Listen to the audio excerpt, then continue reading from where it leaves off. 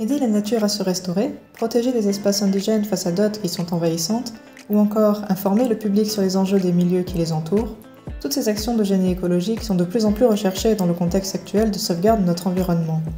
Nous sommes trois, Thibaut, Nicolas et Chloé, et dans le cadre de notre formation, nous sommes intervenus dans la réserve naturelle des Basses-Brosses que vont nous présenter Géraldine et Paul.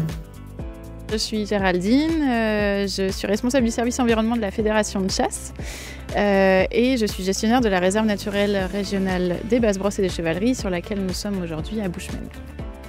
Donc je suis technicien bocage pour la Fédération des chasseurs et une de mes missions c'est de travailler sur la réserve naturelle régionale et moi je fais notamment des suivis plutôt faune, voilà, sur les espèces on va dire patrimoniales mais aussi ordinaires. Alors là, principalement sur les zones humides, on a des tritons crêtés, la rainette arboricole, on a du triton palmé, toutes les espèces d'amphibiens sont protégées, donc elles sont toutes intéressantes. Et puis sur cette petite mare et puis sur d'autres, on a des espèces de plantes protégées, plutôt donc 610 fluettes et la graciole officinale. Ce sont des espèces qui sont protégées au niveau national. C'est quoi l'intérêt d'intervenir ici dans les zones humides du coup ? Donc c'est surtout d'entretenir le milieu tel qu'il est. Donc pour les mares, c'est éviter le comblement, soit par la végétation et notamment les ligneux, soit donc le comblement par l'envasement, avec le phénomène d'eutrophisation. Donc là vous êtes intervenu sur des mares, on va dire à un stade plutôt intermédiaire, où les typhas commençaient à prendre trop de place et à limiter en fait la diversité floristique sur les mares, et à plus long terme elle aurait comblé totalement la mare.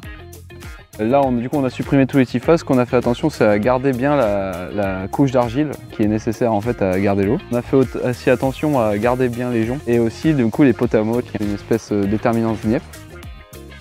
Sur les temps, c'est pas la même problématique. Là, vous êtes intervenu sur la Jussie, qui est une espèce exotique envahissante et qui est donc difficile, on va dire, à détruire, mais on peut au moins la contenir.